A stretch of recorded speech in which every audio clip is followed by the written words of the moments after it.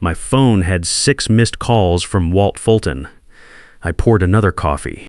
It was 6:47 in the morning, and I was sitting in the same booth I'd been using for lunch breaks for the past 20 months. Window seat at Ray's Diner on Highway 90. Clear line of sight to the main gate of Lone Star Refining. 3 Apex Company trucks had just blown past the intersection running hard toward the plant entrance. A fourth one followed a minute later. From where I sat, I could see the flashing amber lights on the unit towers blinking in a sequence they weren't supposed to blink in. I knew what that meant. I designed the alarm sequence myself. My name's Dennis Hargrove. I'm 54 years old. I've spent 24 years working oil refining in Southeast Texas, the last 18 of them at Lone Star right here in Beaumont. 6 days ago, they walked me to my car, deactivated my badge, and gave my project to a 28-year-old who'd never stood next to a unit running at full load in August heat. This morning, that decision was costing them $48,000 an hour. I ordered eggs and waited. Lone Star got acquired 2 years ago by Apex Energy Group out of Houston. New ownership, new executive team, new philosophy. The CFO they brought in was a man named Walt Fulton. Sharp guy, came up through fintech. Talked about refineries the way software people talk about legacy code, something inefficient waiting to be optimized by someone smarter. First thing Apex did was hand me a $2.8 million process safety overhaul and tell me to fix the operation. Incident rate trending wrong. Productivity sitting 18% below industry benchmark. Our main client, a pipeline distribution company down in Corpus Christi, was making noise about not renewing their contract unless we demonstrated measurable improvement in process reliability. Full authority, they said, redesign what needs redesigning, so I got to work. I didn't start with the systems, I started with the people. Spent the first 6 weeks doing nothing but walking the plant and asking questions. Not the supervisors, not the department heads, the people who actually touched the equipment every day. Earl Briggs had been running Unit 3 for 11 years. Showed me a 4-second timing gap in the valve sequencing that was creating micro-pressure spikes on every cycle. Nothing catastrophic on its own. But over thousands of cycles it was wearing the seals unevenly, creating the kind of slow degradation that looks like random equipment failure until someone maps it properly. Nobody had ever mapped it. Earl had been flagging it informally for 3 years and nobody upstairs had listened. Wanda Kirby, in safety inspection, walked me through something even more basic. Our pressure alarm thresholds were calibrated to standard conditions. Beaumont in July doesn't have standard conditions. When ambient temperature runs 8 to 10 degrees above the manual's baseline assumptions, the system's safety margins shrink in ways the original designers never accounted for. Wanda had a notebook, handwritten going back 4 years, tracking the pattern. She'd submitted it twice through official channels. Both times it got acknowledged and filed. Terry Malone on the overnight crew showed me how the shift handoff protocol had a 22-minute gap where neither crew had clear ownership of Unit 4 monitoring. Not because anyone was lazy, because the scheduling system had been set up by someone who'd never actually worked a shift handoff and didn't understand what that gap looked like in practice at 2 in the morning. These weren't complicated problems. They were invisible problems, invisible because nobody with authority had ever stopped long enough to actually listen to the people doing the work. I spent 2 months just collecting that kind of knowledge before I wrote a single line of new protocol. The redesign took 20 months total. We didn't shut down to do it. Rebuilt section by section while the plant kept running, which meant every change had to be tested in real conditions, explained to the crew before implementation, and revised when the crew found problems I hadn't anticipated. Which they did regularly. That was the point. By month 8, the numbers were moving. Productivity up 14%. By month 14, we were at plus 24%. Incident rate down 32% and still dropping. Corpus Christi didn't just renew, they extended to a 3-year contract and increased volume. Apex's regional director started calling me to ask how we'd done it. That's when Walt Fulton decided the project needed fresh leadership. His son Chad had just finished his MBA at Vanderbilt. 28 years old, smart, polished, knew how to present in a boardroom. Walt brought him in as digital integration director with a mandate to oversee the final implementation phase and position the operation for what Walt kept calling scalable modernization. Chad introduced himself to me with a firm handshake and a lot of questions. Enthusiastic questions. He wanted to understand everything, the architecture of the control systems, the logic behind the interlock sequences, the reasoning for each protocol decision. Said he needed full context to support the rollout properly. I thought having management backing couldn't hurt. I had nothing to hide. The work was solid and the numbers proved it. That was my first mistake. Chad started small. That's what made it hard to see. First month, he sat in on my system reviews and asked good questions, detailed questions. The kind that told me he was actually reading the documentation, not just skimming it. He'd show up early, stay late, take notes on a yellow legal pad. I remember thinking Walt had done something right for once. Then he asked for read-only access to the core control algorithms. The board wants confidence the system can scale to other Apex facilities, he explained. They need to understand the technical foundation before committing to expansion. Made sense. I put in the access request myself. For 3 weeks he was in the system every day, hours at a time. I'd check the activity logs and see him tracing through decision trees, stepping through the interlock sequences following the exception handlers I'd built for edge conditions. When I asked how it was going, he said he was impressed by the sophistication and wanted to make sure he fully understood the architecture before the board presentation. I took that as a compliment. Second mistake. 6 weeks after getting read-only access, he came back with an editing request. Found some optimization opportunities, he said. Minor calibrations based on performance data that could push efficiency another 18%. He had a full presentation ready, charts, projected improvements, industry benchmarks showing theoretical headroom in the system. I should have taken a week to pull that presentation apart. Should have asked to see the underlying data. Should have run his proposed changes through my own projections before agreeing to anything. Instead, I looked at the charts, thought about what 18% on top of our already strong numbers would do for the expansion budget, and said yes. That was mistake number 3, the one that cost me my badge. The first sign something was wrong came from Karen Tate. Karen has been supervising plant operations at Lone Star for 22 years. She knows this facility the way a mechanic knows an engine he's rebuilt 4 times. Not just how it works, but how it sounds, how it feels, what it does right before something goes wrong. She pulled me aside on a Wednesday morning near the Unit 2 control station, waited until the floor was clear. He's asking strange questions, she said. Not optimization questions. He wants to know what happens if the safety interlock sequences get bypassed during peak load. What the pressure cascade looks like when the primary relief system is slow to respond. I thought maybe it was just him learning the system, but Dennis, he's asked me the same questions 3 different times in 3 different ways. I asked what she'd told him. I told him those conversations go through you. She looked at me steady. He didn't follow up with you, did he? It wasn't a question. Roy Simmons had a similar story. Roy runs maintenance and has kept this plant's equipment alive through 2 ownership changes and 1 hurricane. He's not a man who gets rattled easily. When he pulled me aside near the East Pump Station, I paid attention. Chad came to me last week asking about tolerance limits on the Unit 4 pressure vessels, Roy said. Not normal operating ranges. He wanted to know the failure thresholds, what the equipment does when it gets pushed past design specs. I told him that's not a conversation I have with anyone but you or the safety manager.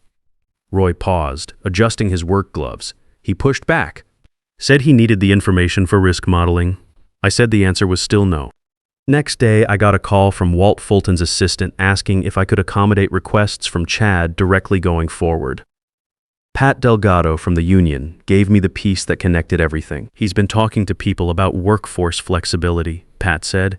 We were standing in the parking lot, away from the building cameras, asking how quickly the plant could bring in outside contractors if there were performance issues during transition, framing it as contingency planning. She crossed her arms. Dennis, that's not contingency planning. That's building the story you tell after something goes wrong. You bring in outside crews, something fails. You blame the original workers for not adapting to the new system. He's pre-writing the narrative. Hank Okafor called me that same evening. Hank runs equipment maintenance contracts across 6 refineries in this region and has been working with me personally for 18 years. When Hank calls after hours, it means something. The CFO's son contacted me directly today, Hank said, wanted to discuss modifying the safety redundancy specifications in our service agreement, streamlining the inspection intervals, he called it. I told him any changes to that contract go through you, same as always. A pause. He told me the reporting structure had changed and I should be prepared to work with new leadership. I told him my handshake is with you, not with an org chart. I thanked him and hung up. Then I sat in my truck in the parking lot for a few minutes, putting it together, Chad wasn't optimizing my system. He was weakening it at the load-bearing points, the interlock sequences that prevent cascade failures, the pressure thresholds that give operators time to respond, the redundancy systems that exist specifically because refineries are unforgiving when things go wrong. He was doing it gradually enough that no single change looked alarming on its own, and he was simultaneously removing every human check, the workers who'd flag problems, the maintenance contractor who'd push back on corners being cut, the union rep who'd document what happened. When the system failed under peak load, and it would fail, the story would already be written. Old system, legacy thinking, human variables that should have been automated out. Dennis Hargrove's approach couldn't scale. Chad Fulton's modernized version was the solution that should have been implemented from the start. That night, I drove home, opened my laptop, and started pulling every original algorithm, every baseline configuration, every change log going back 20 months. Backed it all up to a personal server with full timestamps. The kind of documentation that shows entry by entry what the system looked like before Chad touched it and what it looked like after. Then I opened a browser and looked up the OSHA regional office number for Southeast Texas. The OSHA regional office in Houston picked up on the second ring. I didn't call to report Chad. I called to report the modifications, specific changes to PSM-regulated safety interlock systems that had been made without proper documentation, without engineering review, and without the authorization required under process safety management regulations. I gave them timestamps from the change logs. I gave them the before and after configurations for 4 separate interlock sequences. I told them when peak production was scheduled and what load levels the system would be running at. The man I spoke to asked me to email the documentation. I sent it while we were still on the phone. I said nothing to Chad, nothing to Walt, nothing to anyone inside the plant. The board meeting was 3 days later. I'd seen this kind of meeting before. You know it's an ambush by the seating arrangement. Walt at the head of the table, Chad to his left with a laptop open and a presentation already loaded. 2 executives from Apex Corporate that I'd never met sitting across from me with folders in front of them. Nobody offered coffee. Walt opened with appreciation. Everything I'd built, the results, the Corpus Christi renewal, all acknowledged, professionally, genuinely almost. Then he handed it to Chad. The presentation was thorough. I'll give Chad that. He'd spent real time on it. Charts showing my system architecture as a black box, complex, undocumented in ways corporate could audit, dependent on a single person's institutional knowledge. Risk matrices showing what happened to the operation if that person got sick, left, or became unavailable. Slide after slide making the same argument in different visual formats. The system works, but it isn't sustainable. And sustainable was what Apex needed before rolling this out to 3 other facilities. Every risk he identified was real. Every risk was also something he had manufactured by making modifications I'd spent the last week documenting. We think it's time for a transition in operational leadership for the final phase, Walt said. Chad will take the Director of Process Innovation role with full operational authority. Dennis, we'd like you to stay on as Senior Technical Consultant. Your knowledge is too valuable to lose, and we want that available to the team. I asked one question. What specifically are you planning to change in the system? Chad answered smoothly. Nothing fundamental, efficiency calibrations, modernizing the documentation structure, making the architecture legible to corporate audit standards. The core of what you built stays intact. That was a lie. We both knew it. The 2 Apex executives nodded like they understood what they were voting on. They slid a revised org chart across the table. Chad's name in the operational lead box. My name in a consulting advisory box with a dotted line going nowhere important. My badge stopped working at the main gate at 4:15 that afternoon. I found out when I tried to walk back in to get a binder I'd left on my desk. The security guard looked genuinely sorry about it. Said it was flagged as a temporary suspension pending role transition. I told him it was fine and drove to Ray's Diner. The next 6 days were the longest kind of quiet. I went back to my normal routine as much as I could, woke up at 5:30 the way I always do. Drank coffee on the back porch, read the industry news. Went to the hardware store, fixed the fence gate I'd been ignoring for 2 months. Ate dinner at a reasonable hour for the first time in a year and a half. My phone was a different story. Day 1, Chad called twice. I let both go to voicemail. He wanted to ask about documentation for one of the interlock sequences. Something about the annotation format. The second message was more pointed. He said it was time sensitive and he'd appreciate a callback. I didn't call back. Day 2, Walt's assistant called once, passed along that Chad was having some questions about system architecture, and Walt hoped I'd be willing to provide transition support, as discussed. I sent a text saying I was available for scheduled consulting engagements as outlined in my revised role agreement and to please have his office send a formal request. No formal request came. Day 3, Karen texted. Not about work, just checking in. I knew what she was really telling me. I texted back that I was fine and to keep me posted. Day 4, she sent 3 texts over the course of the morning. The control room team was having trouble with the Unit 4 sequencing. Chad had run a manual override to push through a production schedule, and the system had flagged 2 conflicts that he'd dismissed as legacy errors. Roy had asked to pause the run for a diagnostic check. Chad had said no. I read those texts and set my phone face down on the kitchen table. Day 5. Nothing from inside the plant. Karen went quiet. That was its own kind of message. Day 6, I was back at Ray's Diner by 5:45 in the morning. Same booth, same window. I'd been awake since 3:30, and there wasn't much point pretending otherwise. I ordered coffee and watched the highway. The first Apex truck came through the intersection at 6:12, running faster than it should have been on a surface road. Second one 4 minutes later, then a third. The amber warning lights on the Unit 4 tower were cycling in the cascade sequence, the one that only activates when primary and secondary pressure systems are both showing abnormal readings simultaneously. I'd programmed that sequence myself, spent 2 days on the logic because I wanted it to be unmistakable. Something that anyone on that floor would recognize immediately as a serious problem. Not a nuisance alarm they could silence and deal with later. It was unmistakable. My phone lit up with the first call from Walt Fulton at 6:31. I watched it ring, poured a second coffee. Watched a 4th company truck take the turn toward the plant entrance. The OSHA inspector had arrived on site the previous afternoon for what was officially logged as a routine PSM compliance review. I knew that because the regional office had called to confirm the scheduled visit. I let Walt's call go to voicemail and picked up my coffee. Walt called 4 more times before 8 in the morning. I let everyone go. At 8:22 he sent a text. Dennis, we have a significant operational issue that requires your input.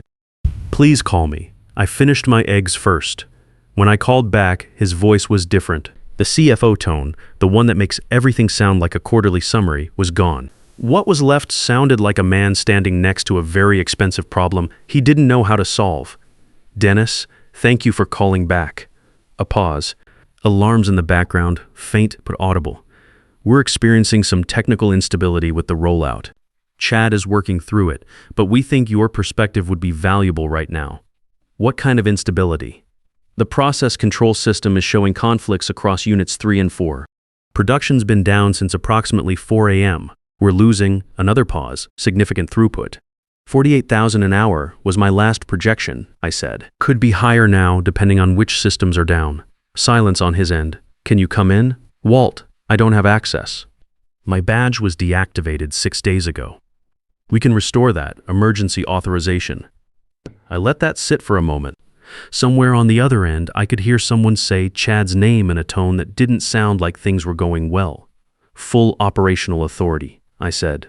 Complete system access, no restrictions, no modifications to anything without my written approval going forward. I want that confirmed in writing before I walk through the gate, and I want to hear it from you directly, not from an assistant. A shorter pause than I expected. Done? How quickly can you be there? I'm across the street. The control room looked like the last hour of a losing game. Chad was at the main console with 3 printed diagnostic reports spread in front of him, none of which were going to tell him what he needed to know because his modifications had compromised the diagnostic routines along with everything else. 2 technicians stood nearby doing the math on how much they could help without making things worse. Roy Simmons was in the corner, with his arms crossed, watching. Chad looked up when I walked in. To his credit, he didn't say anything defensive, just stepped back from the console and said, the sequencing conflicts started on Unit 3 and cascaded to Unit 4x430. I can't isolate the source. I know where the source is, I said. I spent the next 16 hours working through it systematically, not rushing, not cutting corners, because this was exactly the kind of situation where rushing creates the next problem before you finished fixing the current one. Chad stayed in the room the whole time. I didn't send him away. He needed to see this. Every modification he'd made, I walked him through it. Not to embarrass him, there were technicians present and I wasn't interested in that. But because he genuinely didn't understand what he'd done, and that mattered more than anything else in that room. He treated the interlock sequences like independent variables that could be tuned individually. They weren't.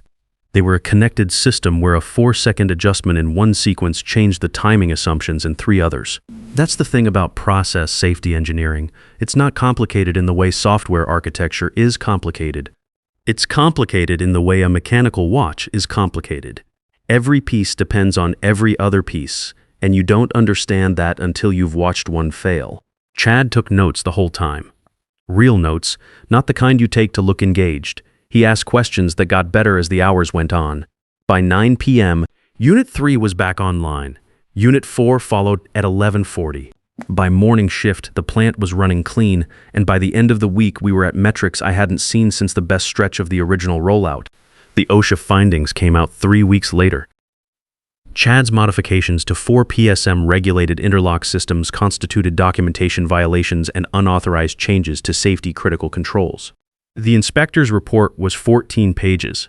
It named the specific sequences, the specific parameters, the specific regulatory requirements that hadn't been followed. It was exactly as clear and exactly as damaging as the change logs I'd provided suggested it would be. Chad couldn't stay in his role. That wasn't Apex's decision. It was a practical consequence of the findings. You can't have someone with a PSM violation on their record holding operational authority over the systems the violation involved. The board understood that even if Walt took a few days to accept it, Walt kept his title. But the board had questions, formal, documented questions about how a 28-year-old with no process safety background had ended up with override authority on a PSM-regulated facility. Those questions didn't go away after one meeting. I don't know what the full consequences were for Walt internally. I know that when I sat across from him in my own board meeting 2 weeks after the OSHA report, he didn't look like a man who'd won anything recently. They offered me VP of Operations, 3 facilities, Lone Star plus 2 others in the Apex portfolio, 30% salary increase, direct report to corporate, $3.5 million in capital budget for the expansion phase, authority over quality and safety standards across all 3 sites. I accepted. People ask sometimes if I regret not fighting harder in that first board meeting, not calling out the manufactured data right then, not demanding a technical review in front of the corporate executives before things got to where they got. Honestly, I've thought about it, and no. Because if I'd won that argument in the conference room, the outcome would have been a compromise, Chad in a reduced role, Walt's influence intact, the nepotism still embedded in the structure, just quieter, my position defended but never secure. And 6 months later, we'd be having a version of the same conversation again. Instead, I let the system do what systems do when someone doesn't understand them. I made sure the evidence existed to show exactly what had happened and why, and I let reality make the argument that no presentation was ever going to make for me. They thought they were replacing experience with ambition. What they found out is that ambition without knowledge is just expensive patience, yours and theirs. Eventually, the bill comes due. Walt Fulton called it a management decision when they walked me out. He wasn't wrong. It was a management decision. It just turned out to be the most instructive one they ever made. I've got 3 facilities now, a team that trusts me, and a system running at 131% of baseline. Not bad for someone who got walked to his car and told to get some rest. The real lesson isn't that ambition gets punished. It's that systems built on real knowledge don't fail quietly. They fail in ways that make the gap between knowing and pretending impossible to ignore. You can reassign a man's title, take his badge, give his parking spot to someone else. What you can't do is transfer what he's learned from 24 years of standing next to the equipment when things go wrong. That knowledge doesn't live in a document. It lives in judgment, and judgment isn't something you inherit from your father's org chart.